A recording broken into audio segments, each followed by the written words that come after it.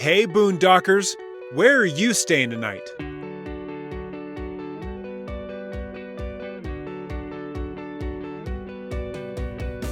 I'm Jeremy Storton. I'm an advanced Cicerone, host of the Good Beer Matters podcast, and an occasional traveler. I'll be your host as we search for a great place to stay and a happier life on the road. This is the Roads and Stays audio magazine, the best 30 minutes you'll spend all day. Did you know that Roads and Stays is also a magazine? We cover RV news, personal stories, and keep you in the know on tips, discounts, and future events. So, what are you waiting for? Download Roads and Stays today. Well, welcome back everyone to the Roads and Stays audio magazine, and this is episode 2. So welcome also to Harvey the Alpaca's News Corner. This is where we share the latest RV news, blogs, videos, events. So subscribe to the newsletter and get updates like this straight to your inbox.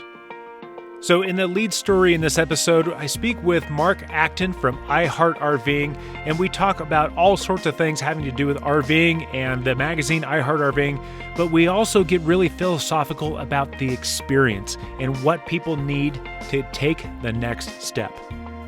But in the meantime, there's a cool story coming out of Heidelberg, Germany, and this speaks to me personally because I don't know if I want a boat or if I want an RV. So why not both?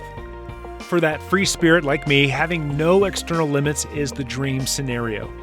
But there's a German-built RV pushing the limit not often pushed. A recreational RV that takes on the sea, lakes, land, while offering a luxurious feel seems far-fetched. But in Heidelberg, Germany, they're getting close to bringing this reality to the market. Enter Caracat. Its design is masterful. The innovative pontoons that transition from a tucked position while driving to extended while in the water turn into a wraparound deck. The plans are to have an expanding roof that would offer covered seating, but inside you'll have granite finishes, flat screen TVs, and a solar-powered refrigerator and wine cooler, which, of course, I would put beer in. This could be the ultimate freedom for those who always struggle to decide between land or sea. So subscribe to our newsletter to get updates just like this straight to your inbox.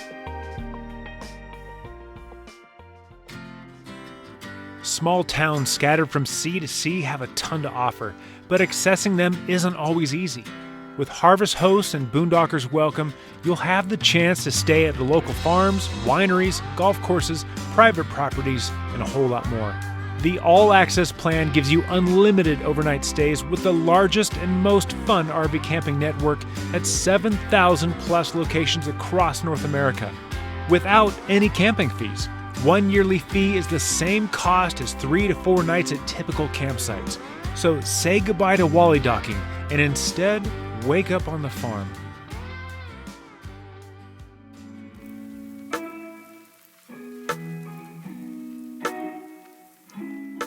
Hey, well, welcome to the next episode in the Roads and Stays audio magazine. Today, we are going to talk to an RV expert and part of another RV magazine as well, because RV knowledge is not something we're born with, right? It's not something that we just someday realize I'm getting an RV and I know what I'm doing. There's a lot that needs to go into this. So let's introduce Marc. I'm going to ask you to introduce yourself, but tell us who you are and what do you do? Sure. So my name is Marc Acton, and I'm, among other things, the publisher of I Heart RVing Magazine. We've been around for 2 or 3 years. I guess it's our first issue was published about a year and a half ago, and just really happy to be here. Excited to talk RVing and excited to talk kind of adventure broadly too. That's fantastic because I love RVing, I love adventure, and hopefully we're going to talk a little bit about food and preferably beer if I have anything to say about it as well. Two of Uh, my favorite things to talk about. it's especially in context of being out and camping. But just let's just talk to your experience in an RV. You when we were emailing back and forth, you made a comment that you stayed in every kind of RV there is. Is that right? I think there is. Yeah, my RV experience really started when I was about 8 or 10, and my uncle parked this old RV in the back of my house. And when you're a kid, anytime you sleep outside of your bed, it's a thing, right? Like, and the idea that there was this house that rolled up next to my house, and I don't even remember why, but for whatever reason, I ended up staying out there. I think my uncle stayed in my room, and I stayed in the RV or something like that. And it was just like this magical place with these buttons that made the walls move, and you could pick the bed up, and there was a thing under the bed. So there was just like this Pandora's box adventure kind of thing that was happening with me. Oh yeah, I remember my earliest memories of anything having to do with the trailer RV. My maternal grandmother had an Airstream, and this must have been a, I don't know, 1952. Who knows? It was not the modern Airstreams that you see out there. It Right. was like the original legit. Just like don't touch it, on a hot day, that type of Airstream, right? Yeah. And I just remember thinking this was the coolest fort I have ever seen in my life, with all these great places to put stuff. I was just absolutely smitten with Right. what that meant. Um, but Jeremy, what's funny about that, Jeremy, is that people today are still talking about all the places you can put stuff. Like whatever the percentage of RV articles that are about where to put stuff is oh pretty yeah, high. it is funny. Even the times I've spent in a boat, or the times I've spent in a just a well designed RV, it's just like, huh, that's genius. We should do that in our house. Right. Right. Right. Right. But you mentioned you've stayed in every kind of RV there is. Yeah. Do you have a kind of like a favorite, or your go to? This is what I want, or are you like a connoisseur where for this type of trip I want that? Um, yeah, I don't. I think I'm really more of a class B at this stage, or even a teardrop. I think for me, the beauty of the RV is not necessarily having a place to live, but it's having a home base to do stuff out of. So when I think about how I would like to best use an RV, it's more about let's sleep at a place and then go do some stuff. Yeah, So like trail hiking, or sleep next to a waterfall, or even the dreaded car camping method of like pull up to a state park and enjoy the space around you. So I think that's where I'm at in my current stage of life. Maybe one day I could see. I just moved my son into University of Tennessee, Knoxville, and I could definitely see the Class A pulling up to the um, when they're tailgating or whatever, or when he's a professional soccer player, maybe following him around to all the MLS stadiums or something like that. yeah, like it'd be the tour bus. Exactly. Yeah. Yeah, I think about in my life before children, I had a Westfalia van that was my everything. Part of my dream. It was everything that I could dream it would be, and it was wonderful. But we have different needs when we have kids, and then Right. there's thinking about when my kids finally go off to college. I have a different need, so it's kind of funny to think about. Well, uh, I may not want this one RV Right. to kind of rule my life. We have different needs. Yeah, for sure. Places to store stuff. I mean, I think that's the beauty of the RV too, is that it can be a lot of things to a lot of different people, Yeah, and it's not just about. We have an article in a feature in the last issue of the magazine that talks about it's not where you park the RV, but it's not what you pack it with, but it's who you share it with that really makes it the most powerful, and that's entirely flexible, obviously. yeah, yeah. Well, and I think about that's a good point, because I think about those people who are towing a teardrop behind them. It's like they must have a fantastic relationship, especially those like retired couples, where the kids are long gone. They probably have grandchildren. They're in a teardrop. Man, I Right. want that kind of relationship in my life. Another feature we had in the last issue was a guy who spent 8 years on the road with his family, and I was it 4 or 5 kids. It was at least four kids, and I mean, obviously, you learn so much about yourself also at the same time as you're learning about your family. But for kids, especially like living, these full timers, God bless them. It's tremendous. I mean, like I can't imagine the amount of growth as a family that you do, and going through even the hard stuff. Really, it sort of like has hard stuff built into it, Hmm. which is powerful, I think, because when we're living at home, in our Terran houses, uh, non-mobile houses, the family goes through different directions, and then mom and dad might be struggling with something, but the kids aren't, and the RV just puts all of life into this little, I almost said cage. That's not the right, but it is. In a That's bubble. but in the bubble, yeah, in the very pleasant bubble, it puts all of life in that bubble, and then you can explore it together, sort of inherently, and that's really powerful. Yeah. And and and I think about that when you're spending time with your significant other or a family in this situation you were just talking about. I think about these experiences that Mm, that you can have while you're traveling in an RV that you're probably not going to have in a regular, brick and mortar house, or a team house absolutely. like you just mentioned. Um, so it kind of begs the question, and I'm going to use this as a segue, but what are some of the coolest experiences you've had in an RV? The first one that stands out was when I was in college. It wasn't an RV, but it was just a 15 passenger van, but we lived in it for weeks at a time. I was in a singing group for my college, Oh, right and I don't know if you can tell by my speaking voice, but I'm a very mediocre or slightly higher than mediocre singer. on. So I traveled the country living in a van, sleeping on the bench seat in the back with all of our stuff piled in the back.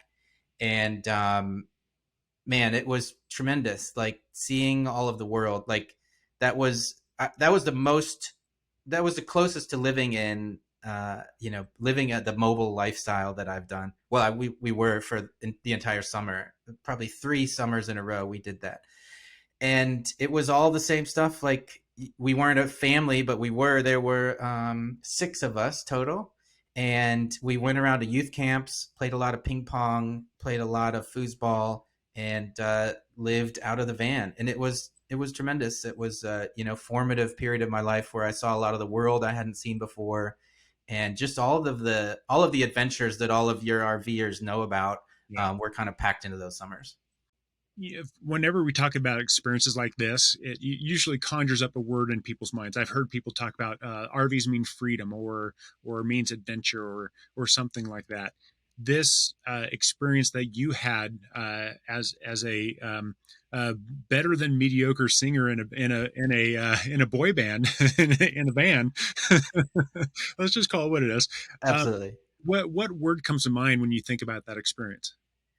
This is going to be a weird word, but I would use the word activation. Um, Okay, and all right, that's cool, but unpack that for us. yeah, I'm going to nerd out a little bit if that's okay. I was listening to a podcast with a guy named Lex Friedman, and he was talking about learning. And so, as a child, if you think about a parent teaching a child language, and this does directly relate to RVing, Yeah. a parent teaching a child language, you start teaching, you don't think about it. It's not like you sit down. I don't sit down with my 1 year old Isaac and say, okay, time for language lessons, Isaac. I just start talking to him in a way that is just above what he can comprehend, right? So with my 4 year old, she knows more words, and so I'm using full sentences. But the idea is that there's this layer, and there's a term for it. It's called zone of proximal development, and that's a sciencey way of saying we can perceive the things that are just outside of our understanding. So if you think about like an onion is everything that you already know, Yep. our brains are flooded with information, right? And we perceive almost 0% of it. Most of the information that comes in our brain just washes over us. We literally don't even perceive it. That's why people don't remember like what they had for breakfast this morning, because there's nothing really special about it. So it just comes in and out. But there's this zone of proximal development where your brain literally activates and neurons are firing. Most people go through their day like going to the same job that they've been at a million days before, having the same lunch, even eating at the same restaurants, sleeping in the same bed. Hmm. But when you get in on an RV, you're in just the right amount of adventure. And so your neurons are like firing all over the place.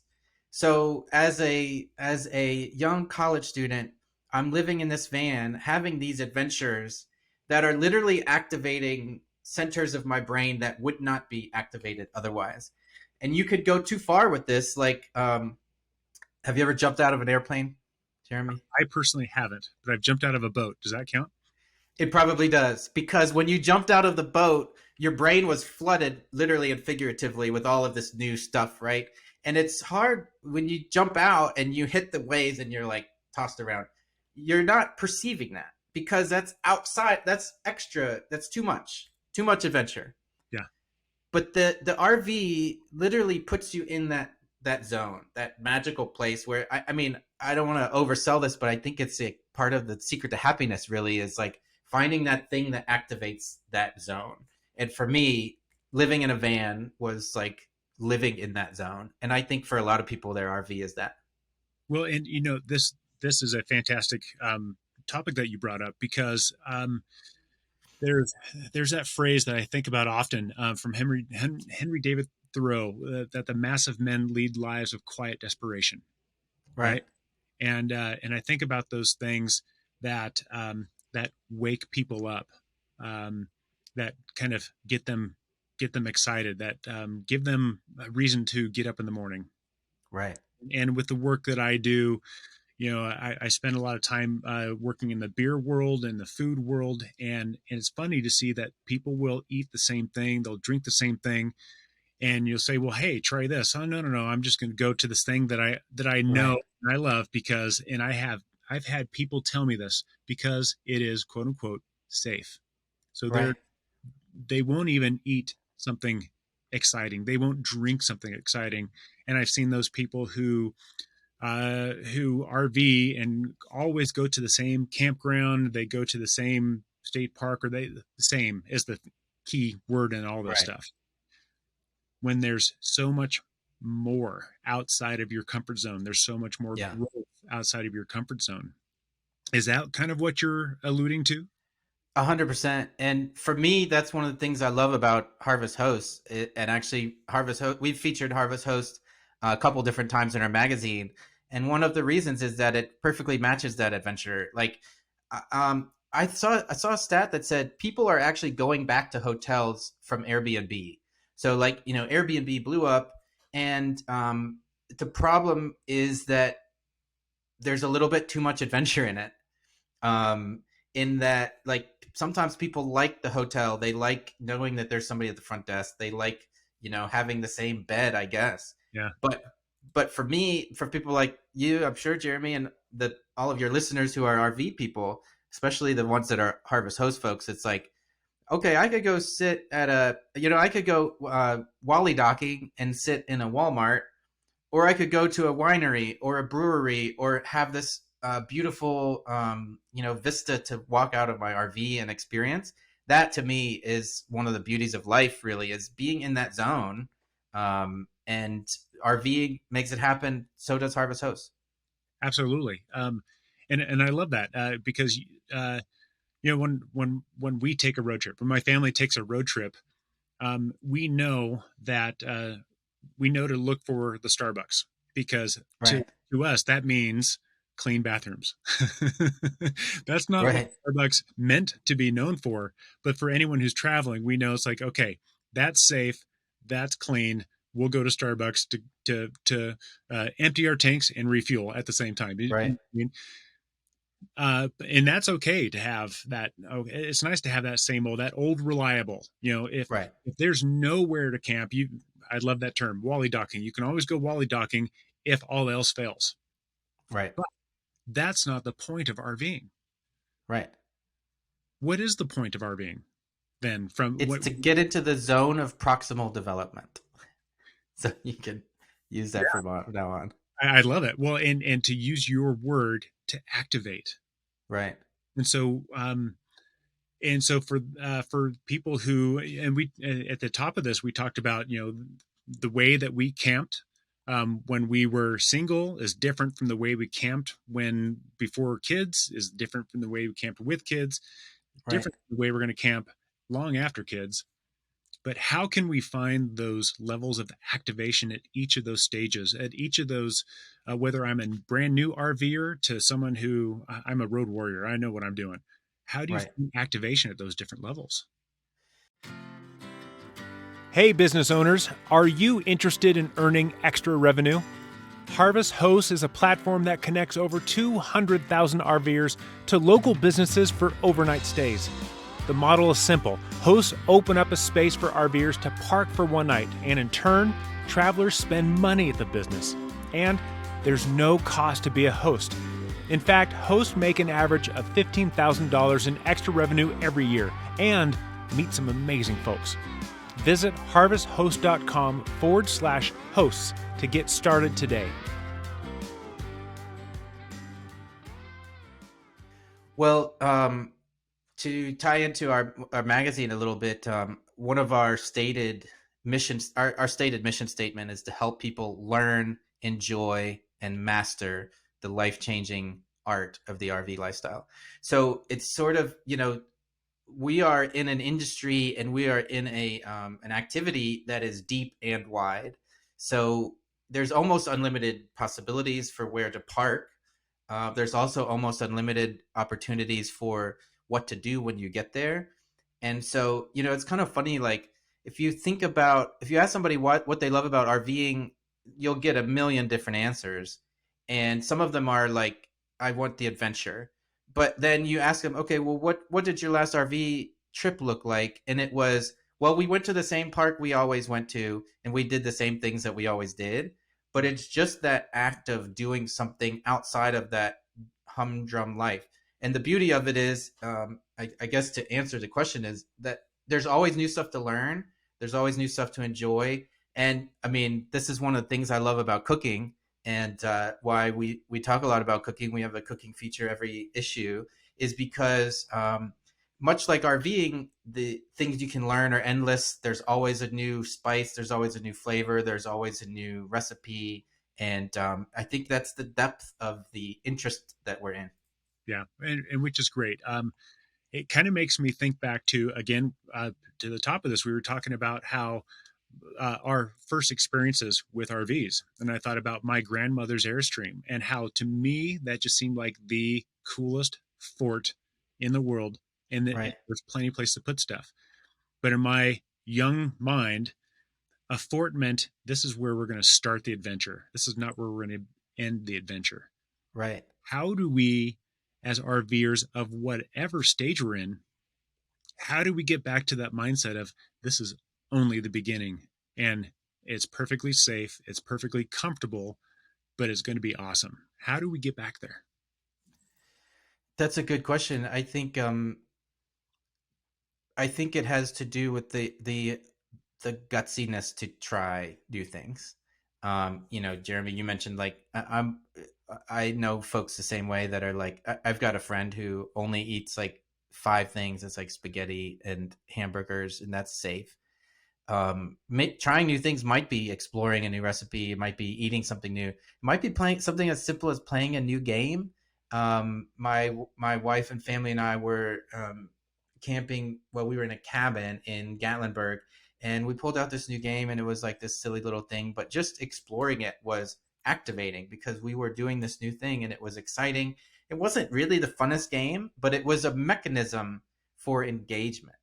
And whatever it is that you decide to try, I've got one of our folks, Laurie, was telling us about her husband was always tinkering with his go-karts, and they've got like numbers on the side and they drive them around.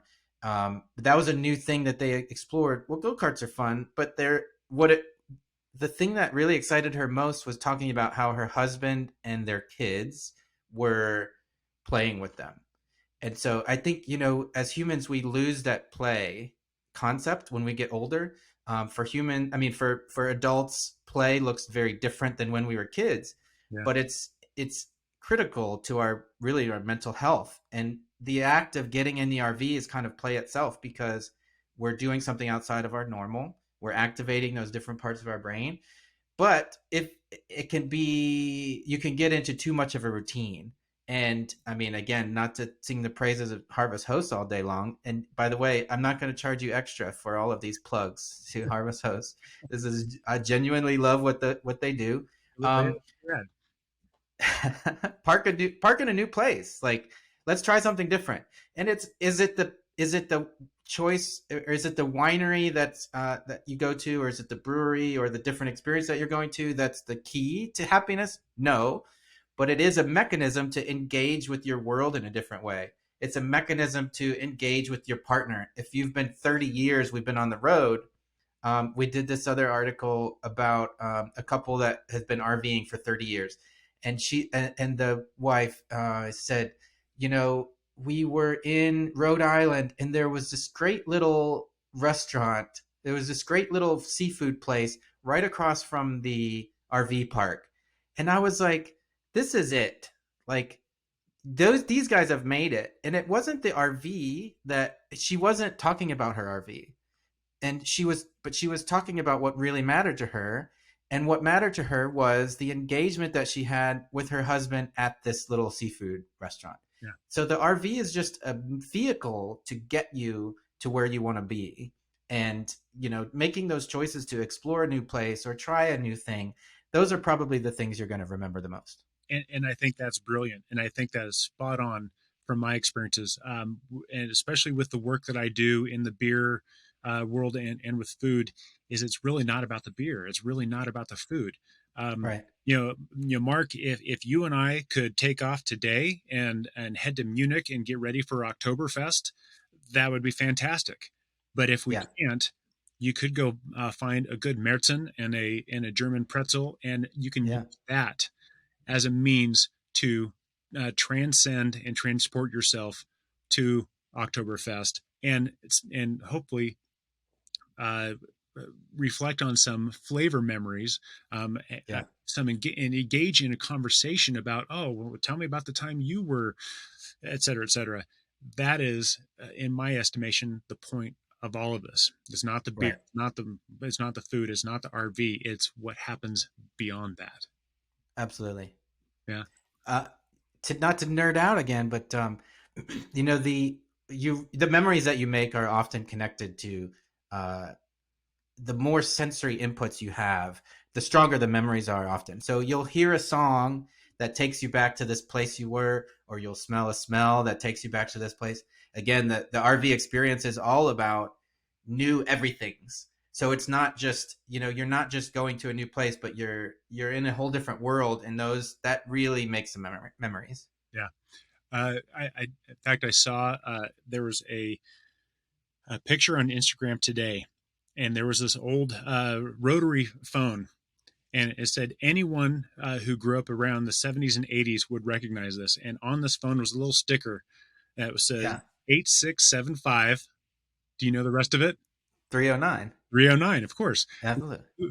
Whoever is going to forget that phone number, because we all had that song in our ears when we were young, and that is the power of having that the aroma of grandma's cinnamon rolls, the Right. the aroma of grandpa's dusty old garage, of this the first two notes of any song that takes you right back to eighth grade, and in that moment you spend with your person, your people on Yeah. this new place.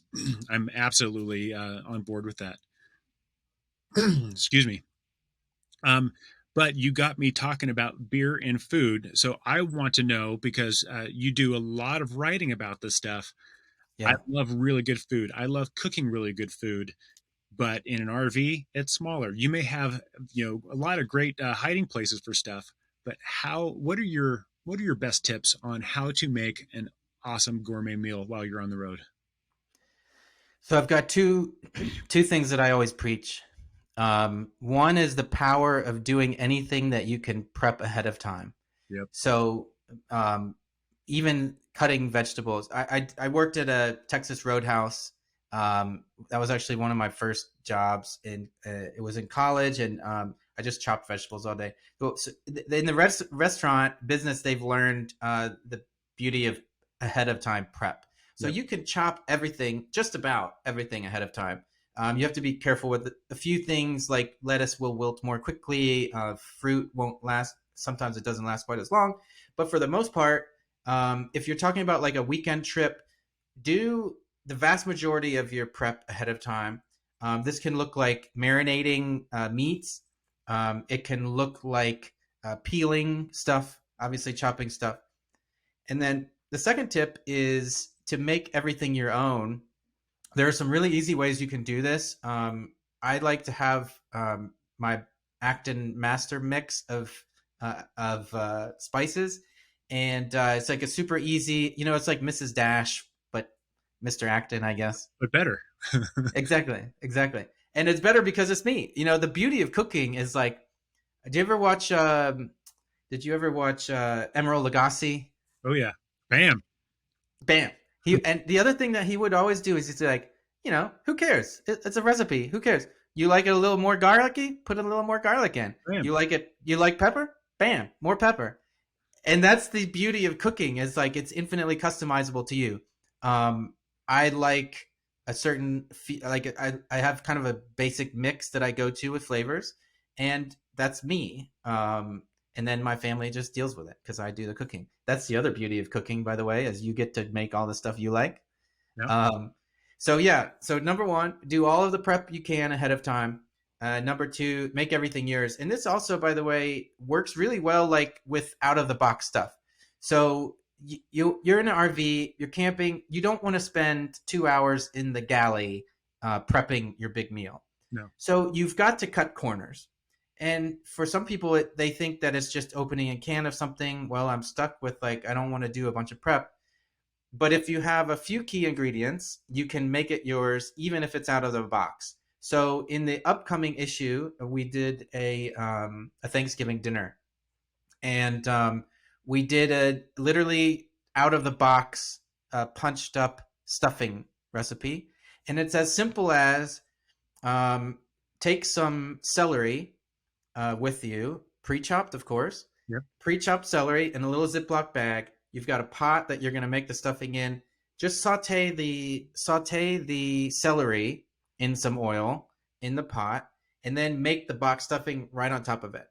There are a couple things that we mentioned in the magazine that you can add in a little. I like smoked paprika, by the way. That's my secret spice. But again, make it yours, and it's so simple.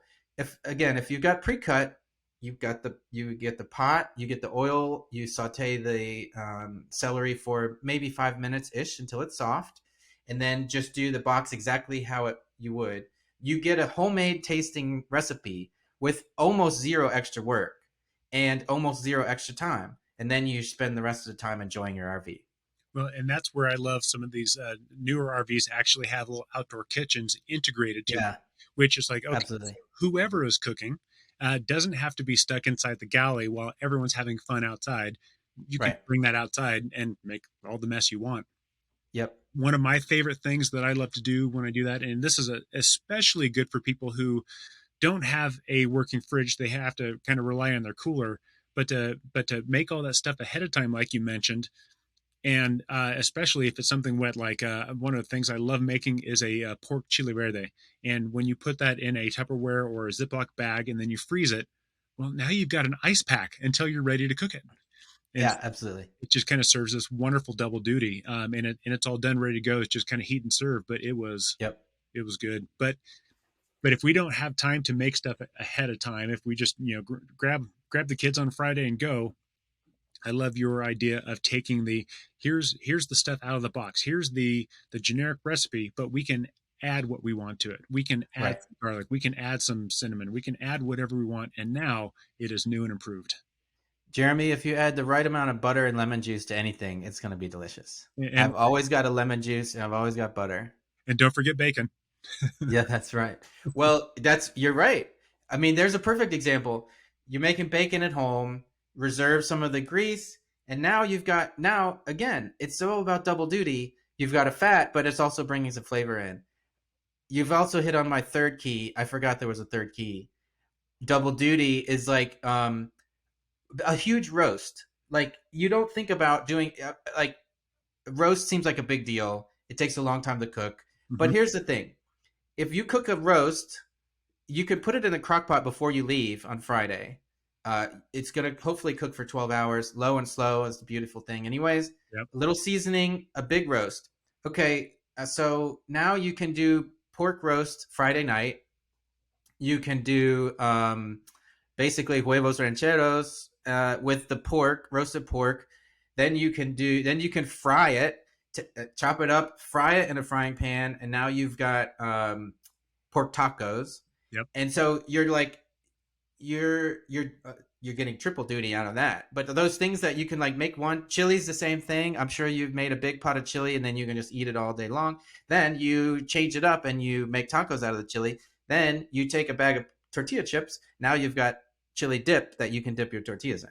Yeah, and if you have a 5 day stay somewhere, if you plan for 3 or 4 days, then the last day is a must go meal, where Right. you have leftovers and it all must go, and so Right. you can choose, and that's kind of fun, and that kind of lends to the experience that we were talking about before. Is that we're going to eat this meal whenever we go camping, and we're going to change it, and it's just you imprint those memories Right. from the experience, right? Yep. And it's Yep. Absolutely. um I feel like we could keep on talking about food, and the nice thing is, with Harvest Host, if you're staying at a winery, well, you don't have to worry about what you're going to drink. You just Yeah. go grab a bottle. If you're at a brewery, go grab some beer, and maybe talk to the winemaker, talk to the brewer, and maybe they'll stop by and, oh, let me taste it, let me see what would pair best with that. Who knows, that's part of the adventure of it all, Right. right?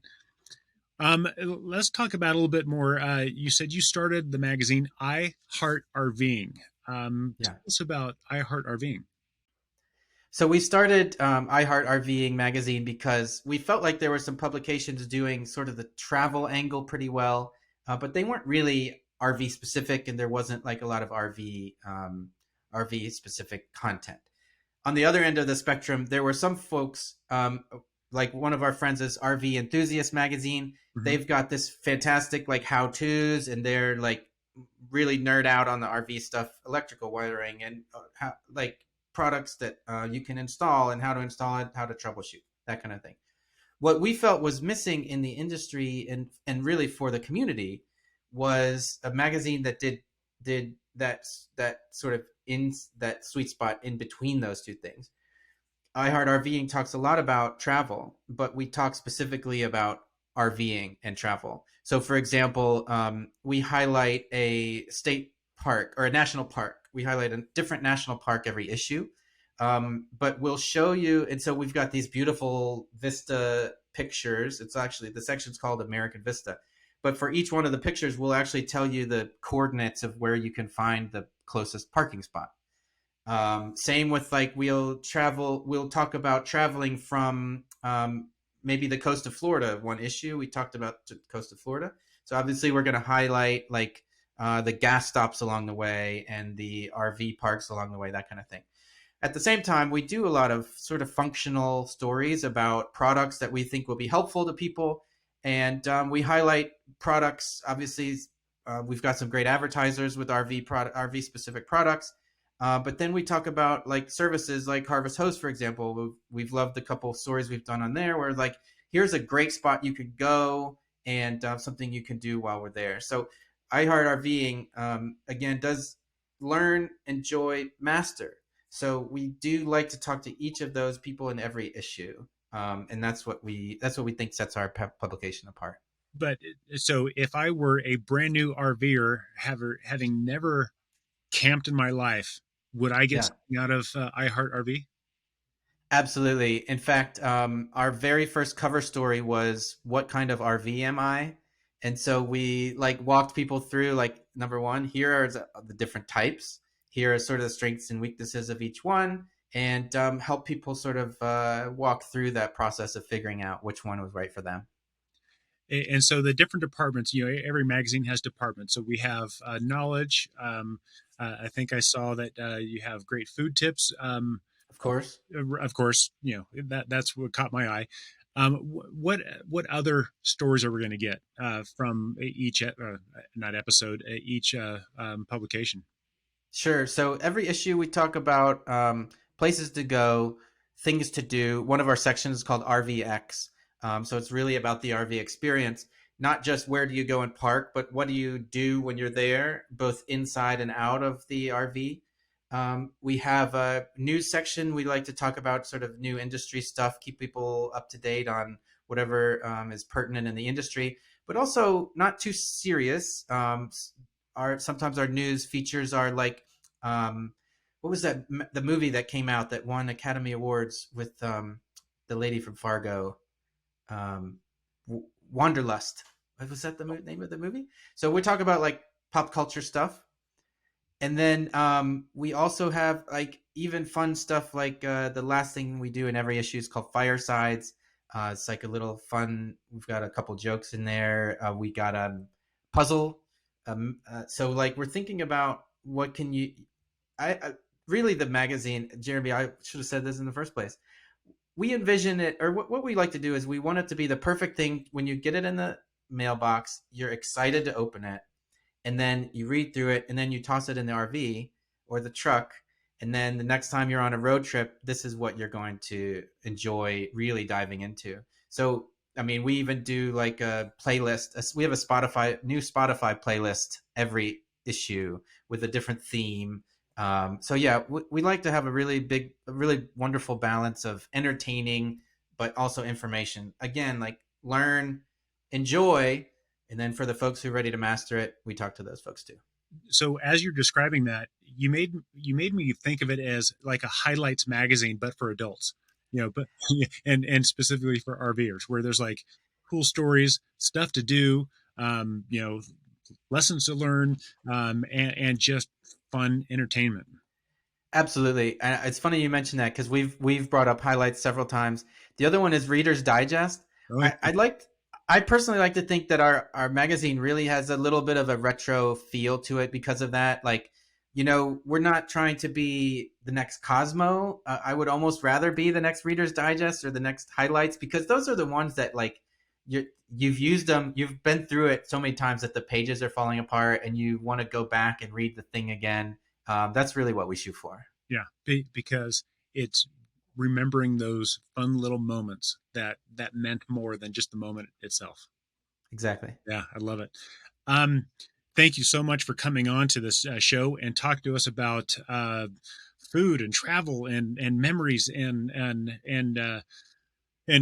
how babies learn how to speak language. I really appreciate. Yeah, even we squeezed in some science in there. Even I know that's what I want out of an RV podcast, is how babies learn how to speak.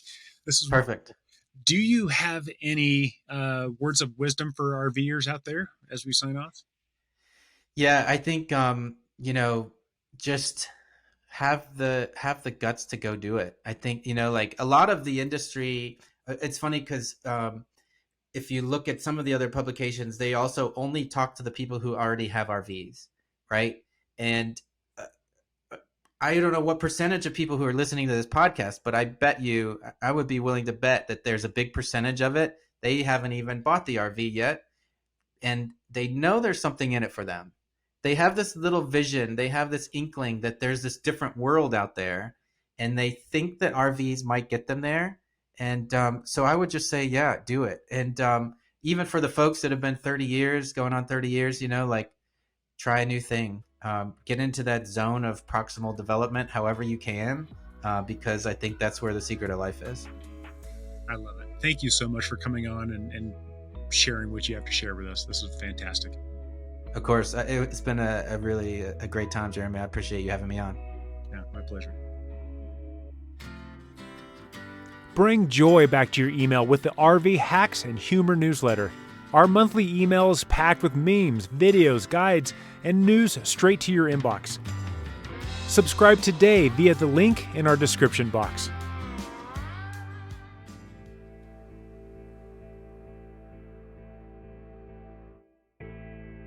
Hi, my name's Jake Herman. I work at etrailer.com. I work specifically on the marketing team to make videos of helpful articles to be able to describe products or techniques that may help you in the RV industry. We have a list of must-have RV accessories, and we're going to go through those now. Our first accessory is going to be the eTrailer tongue weight scale. The eTrailer tongue weight scale is going to help you to determine the appropriate amount of tongue weight that your trailer has before you connect it to your vehicle so that you know you're safe when you're headed down the road. Number 2 on our list is going to be the Furrion RV camera system. The nice part about the Furrion system for your camper or your RV is that it's expandable. So whether you want to start with one camera on the rear just to get a little bit more view behind your camper, or you want to expand and get the 2 side cameras, this will give you essentially a 360-degree view around your camper to be able to see better when you're traveling down the road for switching lanes or backing into a campsite. Number 3 on our list is going to be the MORryde Step Above RV steps. Now these types of steps are going to be a game changer when it comes to RV steps. They're going to be a much more solid and actually ground touching step compared to the free floating steps that come factory on most RVs.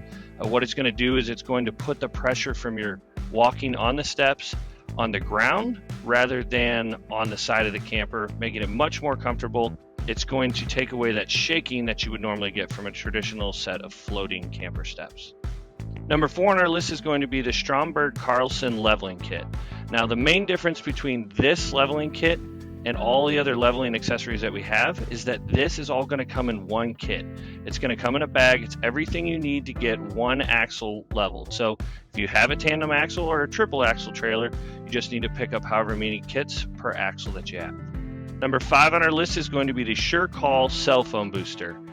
The benefit of having a cell phone booster, if you've never used one before, is that you're going to be able to get service on your cell phone where you otherwise would not be able to get it. Having cell service, not only for the creature comforts of a camper, but having cell service if you ever have an emergency.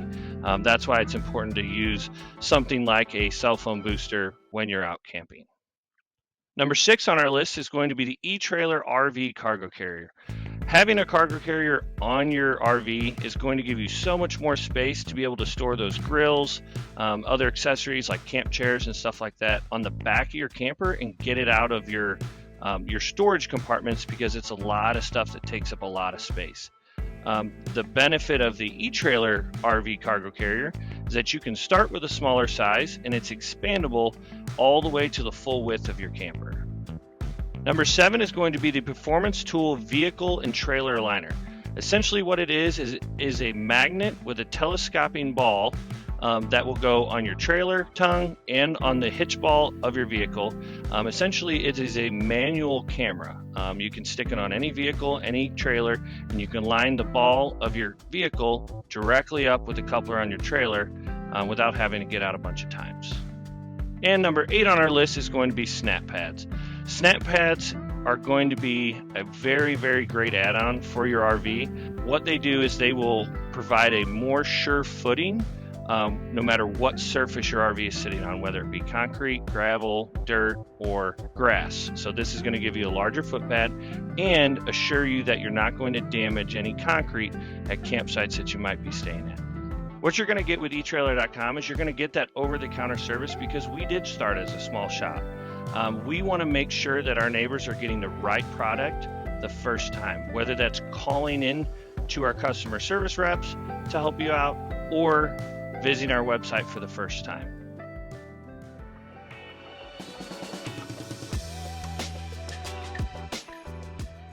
Hi, I'm Shawn Darling and I'm from Savannah, Georgia. My husband and I had been RVing for about 6 months at this point of our journey, so I really felt like we had left the RV newbie stage in the dust, and we were really wrong about that. We pulled into Stone Mountain Park right outside of Atlanta, Georgia. If you've not checked out this park, I highly recommend it. It's really stunning, right on the water, close to Atlanta, lots of things to do, but bring your level and some extra patience, because some of those sites, if you are not on a concrete slab, are pretty tough. And it took us a really, really long time to get level. Frustration is peaking at this point. It was about 115 degrees outside. It may have only been 80, but in the Georgia heat, it feels like 115, and we needed our AC going. We go to plug into the pedestal, and nothing happens.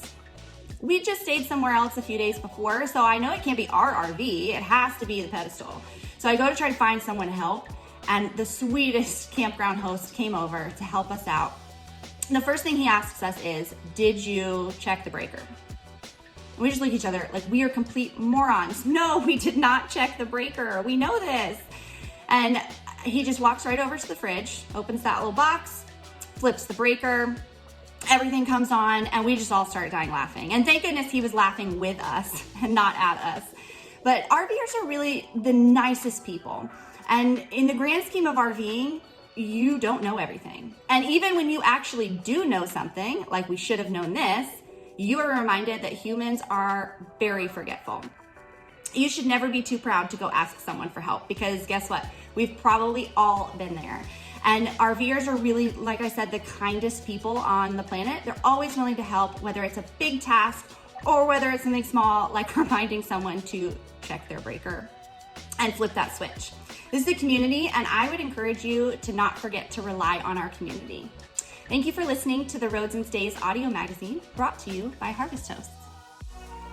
Thank you for another great story from the road, and thank you for listening to episode 2 of the Roads and Stays audio magazine. We really appreciate you spending this time with us.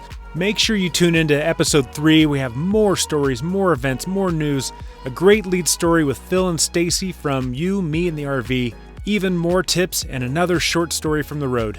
So thank you for listening to the Roads and Stays audio magazine, the best 30 minutes you can spend on the road.